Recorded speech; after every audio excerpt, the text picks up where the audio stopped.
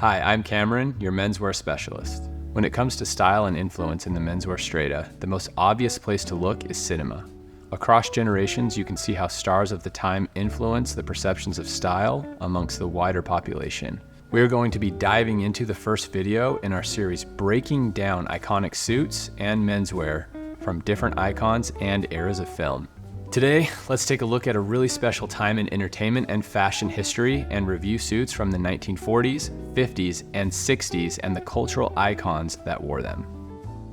All right, so first off, we're gonna take a look at, of course, Humphrey Bogart's white dinner jacket in Casablanca. It's a timeless classic, of course. This custom tailored jacket features a shawl lapel, which is this curved lapel shape right here. And this particular shawl lapel is what's called a wide belly shawl. It starts a little bit thinner at the top, and then as it drops down, it's thicker near the bottom. Now what's really cool about this dinner jacket, among other things, is that it's not just a single button that you see on most white dinner jackets, but what they did is they did a single button, like double-breasted.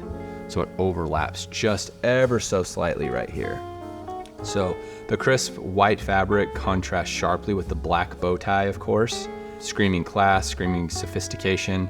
The jacket fit is impeccable, really accentuating Bogart's frame without the restriction of movement. So for a formal event, we still make a lot of these today. It's perfect for, a really important, ball or event or something like that. But when we really make these most of the time is for the post-wedding dinner. So we have the groom in a particular suit for the wedding and the wedding ceremony.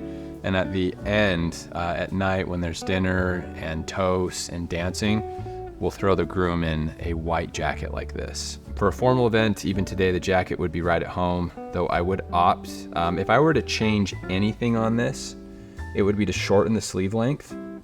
What we try to go for right now is when the jacket is on and your arms are straight in a resting position, you want to show about a 1/4 inch to a 1/2 inch cuff. Now, some people like to show more, but what we typically go for is about a 1/4 inch to a 1/2 inch. So if I were to change anything, it would be that right there on this. Other than that, I think it's perfect. If you're looking for a jacket, whether it be a white pant like he has in the movie, or what we often do is you keep your black tuxedo pant with it, along with the shirt, the entire fit will run you around $1,200, $1,300. Now we're gonna take a look at Gregory Peck's seersucker 3-piece suit from, of course, To Kill a Mockingbird. Now, when it comes to a seersucker suit, especially in a courtroom, I don't know if you're gonna be able to pull that off anymore, or even if you could back then, to be honest with you, but I still wanna touch on just how awesome this garment is. So seersucker is perfect for really hot weather, which would have been, right on brand for Southern United States in the 1930s. Seersucker is a ribbed cotton, oftentimes paired with a subtle stripe, white, blue stripe, but we of course have a lot of different colors in it. What Gregory Peck does here, the simplicity is really what nails it. The seersucker speaks for itself, but you've got, of course, the notched lapel right here. And one thing you'll notice is suits, 90 to 100 years ago, they oftentimes would have this gorge height right here, a bit lower on the body. This is a little bit harder to find these days, but of course, when you go custom, that is an easy customization for us to input. And then of course he has the vest. It looks like he's got 1, 2, 3, 4, 5 buttons, which is standard. He's showing the perfect amount of cuff. If I were to change anything, it really just depends.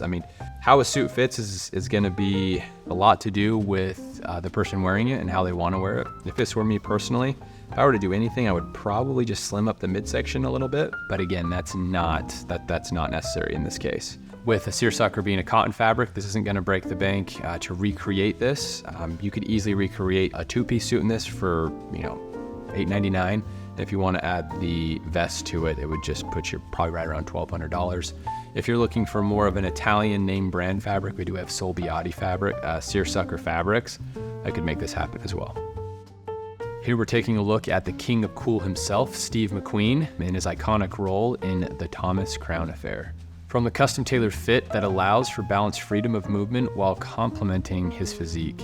The choice of a tonal gray Glen plaid and the matching waistcoat come together to make McQueen's suit an icon in men's fashion. If I were to recreate this suit, I would opt for a heritage English mill, something like a Huddersfield or a Dormé, displaying some of the fantastic texture that we see in the fabric here. Putting together an outfit like this would probably run the neighborhood of $2,000 and up. Some of my favorite features of it, of course, fits fantastic here on the shoulders. If I were to change anything here, it would probably only be shortening the sleeves just a tad.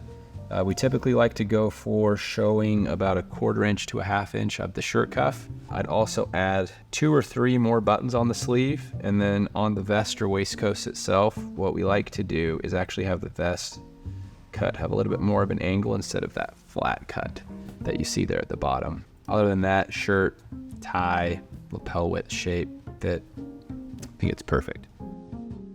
Here we're taking a look at Jimmy Stewart's pinstripe suit in Philadelphia Story. This gem showcasing a timeless elegance and expert craftsmanship. Custom construction of the suit is remarkable, with its extra wide peak lapels that exude confidence and sophistication, making it a bold statement and a classic in menswear. If I were to do anything to modernize this suit, a few things would be, I would use a lightly padded shoulder, bring in the shoulder point to point just a little bit, just to kind of slim it up a little bit. Another thing I would do is the gorge height, or how low the lapel here sits on his chest, I would raise that up just a little bit. And then as far as the lapel width goes, that's gonna be really up to the clothier. I like a wider peak lapel. I might slim the lapel just a little bit, but I would definitely keep the peak lapel going here.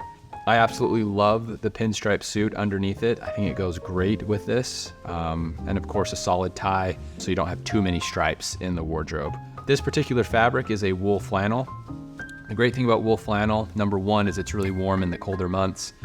It also is a heavier fabric, so it holds its shape a lot better. So even when you're moving and rough on it, like it'll withstand wrinkles.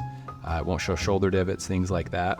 Also, of course, he's wearing a 6-button double-breasted here. Basically, to modernize it is just lighten it up a little bit, slim it down, but something like this, really easy to find, really easy for us to do. Probably run you around $1,800 and up. That's all for this era of film. Keep an eye out for our next video covering the 70s, 80s, and 90s. If you want to invest in a timeless addition to your wardrobe inspired by one of these or any other noteworthy suits in film or out in the world, follow the link below to our website to connect with your menswear expert in your area.